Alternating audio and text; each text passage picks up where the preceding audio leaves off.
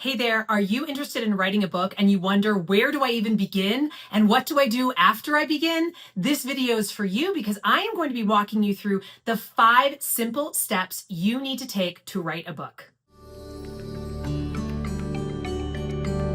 My name is Kelly Notaras. I'm the founder of KN Literary Arts. We are your one-stop shop, getting you from wherever you are to having that book in your hand. So you can visit us at knliterary.com. I also have been an editor in the US publishing business for over 25 years, and I bring all of that wisdom to this YouTube channel for free. So be sure to hit the subscribe button and that little bell icon so you never miss a video. All right, I hear it all the time. I want to write a book. I've been told that my story is amazing and people want to read it. I have known since I was very little that I needed to write a book, but I just don't know where to start. So that is what this video is about. I'm going to walk you through the 5 simple steps that every author takes between knowing they want to write a book and actually having the manuscript done. Now, I want to say at the beginning, these are simple, but they are not easy. So do not beat yourself up if you haven't accomplished them yet, if you haven't even started. I'm going to give you a really easy entry point with number 1. So the first step is to figure out the idea for your book. Now, you might be saying to me, Kelly, I know generally I want to write about my healing journey, or I definitely want to write this particular novel I've been thinking about for years. So you think you know what that idea is. But what I want to say is a lot of times people try to start writing a manuscript before they have really identified what the book is about. So this idea stage is before you even get to writing your hook or your positioning statement, which is actually step number 2. I'll get there in just a second. If you've followed me for very long, you know that I often say we start with the hook. But the truth is you need to start with ideation before the hook. You need to work through what the heck is it that you want to be writing? What kind of book is it? What is the goal of writing the book? You need to work that out inside of yourself. So that is step 1, is that ideation phase. So how do you do this? The first thing I will say is you're going to need to get in the habit of writing if what you want to be doing is writing a book. So that means I would take the time in this first stage to be doing a lot of writing.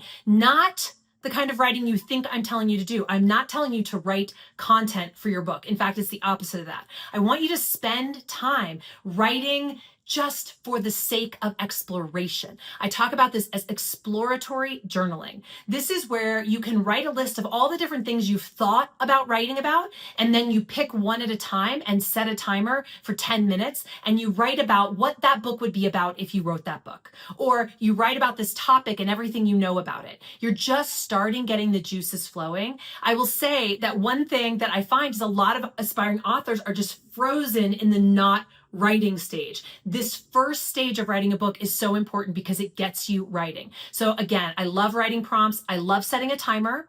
I love sitting and asking yourself, what is it that I've been thinking I wanted to write and why? You might even say, I had a conversation with Susan the other day where she said that she would love to read a book about my childhood after I told her a little bit about it. I think if I were to write a book about my childhood, I might start with X, right? So you're just being very conversational and journally-like with yourself. Now, I'm a journaler. I journal every day. I find journaling to be very helpful in a lot of ways, but this is one of those ways. It can help you explore and figure out what it is that you want to write about. Now, I will say it can help to talk to somebody who understands the book business. So you can always reach out to KN Literary and schedule a coaching call or join one of our coaching groups so that you can learn a little bit more about what it is that makes a good idea for a book. We'd love to help you. You can also find a lot of help on your bookshelf. Go look at the other books that you would want your book sitting next to on the bookshelf because they are in a similar genre, they have been inspiring to you, etc. And look at those books and start to feel into, if you were writing a similar book, what would it be like? So that is stage number 1, ideation. Sometimes it lasts for years. I'm just going to tell you that. It doesn't have to, but I think it's because people feel a lot of trepidation and perfectionism, and they're just not sure if they're getting it right. And what I want to say to you is it's better to get a general idea that you can move on to stage 2 than it is to be spinning around in, I would like to write a book for the next 10 or 20 years. We don't have that much time. Most of the people who are watching this channel are writing nonfiction, and most of you are writing, or even if you're writing fiction, writing books that you want to help what's happening in our world around us. We need your book now. Don't spin in ideation for too long. Get ready to move on to stage number 2. So the second stage in writing a book is figuring out what your hook is. Your hook is your positioning statement. You could think of it as your elevator pitch. It's the 1 to 2 sentence response that you give when someone says, "Hey, Kelly, I heard you're writing a book. What's it about?" And I say, "Oh, I'm writing a book about how to write a nonfiction book." Easy. It's not hard. It's very simple, but it is actually sometimes hard to get to because especially if you're writing a novel or a memoir, which by the way, has to read like a novel. It's just true. So you have to carve out a very compelling story from your own life if you want other people to read your memoir. If you're writing it for your family, if you're writing it for posterity and your legacy, you don't have to do that. You can write a full chronicle of your life. But if what you're writing is something that you would like to go out in the world beyond you, you need to make sure that it's very page turning, right? So it can be a little bit harder to figure out what is it that your hook is going to be when you're writing a story. The thing you need to decide is what is the main, most interesting part of my story, and you focus the hook on that. So for example, if let's say you were, a world-class skier as a teenager, and then you became a runner in your 20s, and then you gave birth to a child who had autism. A lot of people that I talk to, that's a story that they have. And which part of that is going to be the center point of your book? My guess is it's probably having had an autistic child and what it means to be a parent to a neurodivergent child.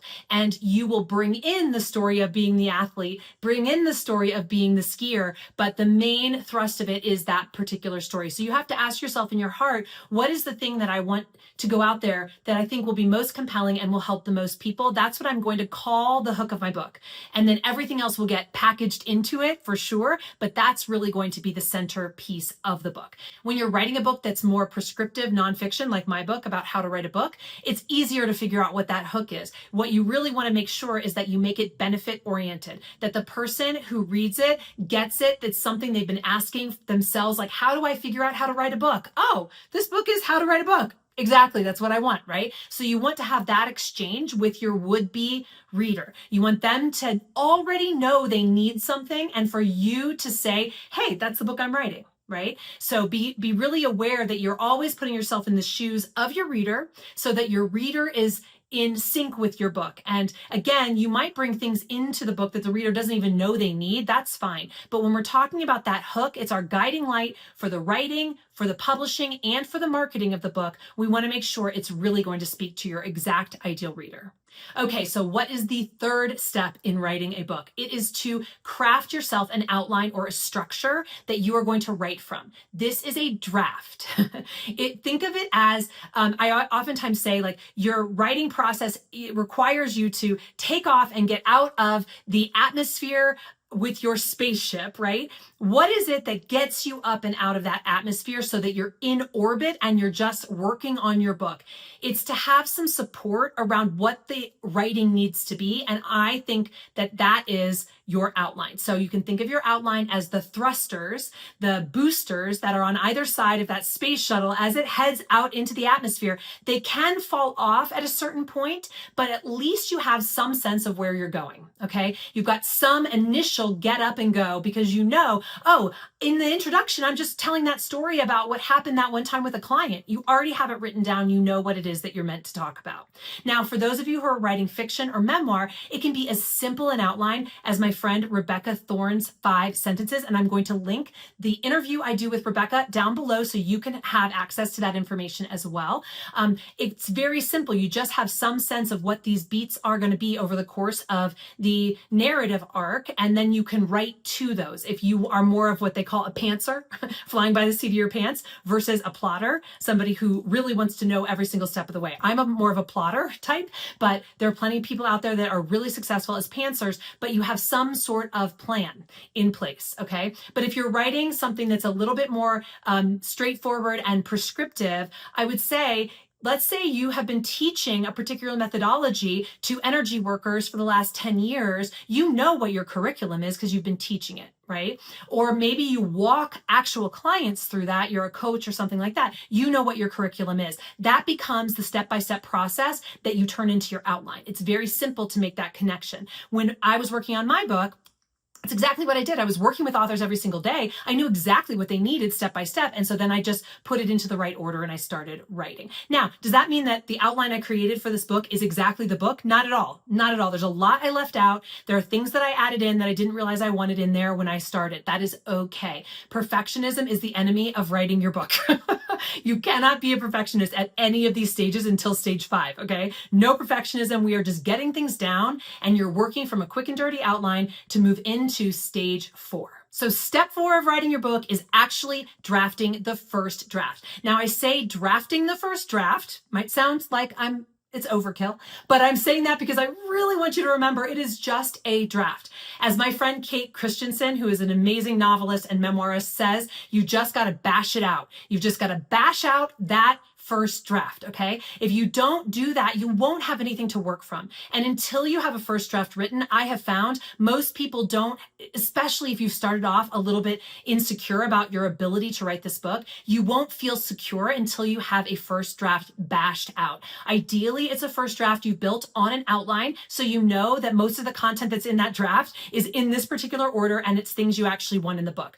Too often, I see people kind of what I say, vomiting up what they think is a book, and it turns out to be a lot of starter material. In fact, it kind of should have happened at the ideation phase all the way back before the decision was made about what the hook is and what the outline is.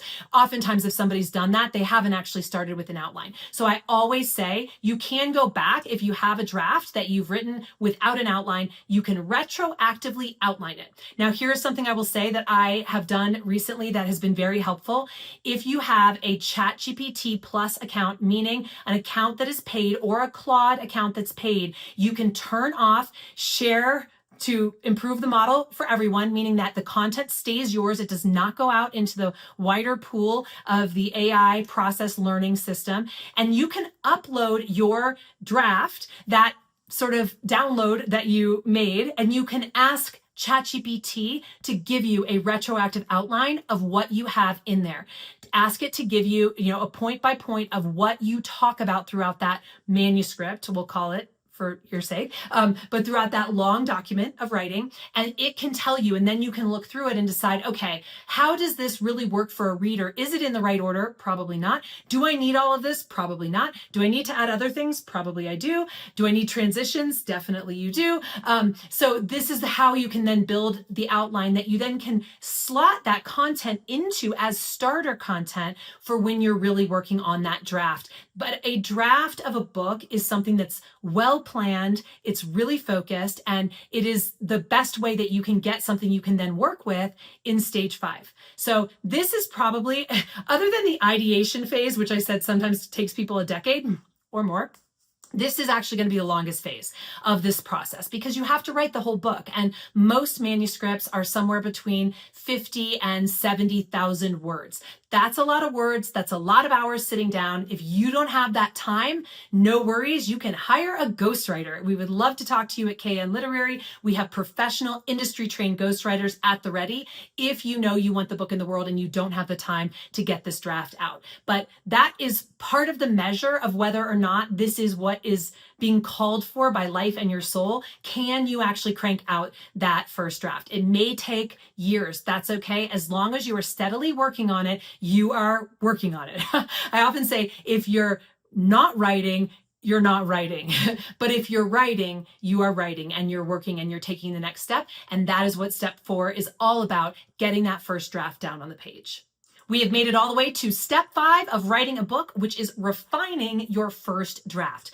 There is no author out there for whom the first draft actually is what goes to press. So I want you to know that. Take all the pressure off. Again, that drafting phase is not a phase where you are trying to write something that's perfect. You are messily getting it down on the page so that you can move into this step 5, which is where you refine it. And here's what I would suggest you do. Once you are finished with that draft, you set it aside for a couple weeks. I mean it. Set it aside for a couple weeks, kind of go about your life, do some other creative creative things, enjoy your family, enjoy your friends, then come back to it when you have a fresher set of eyes. At that point, read the book straight through.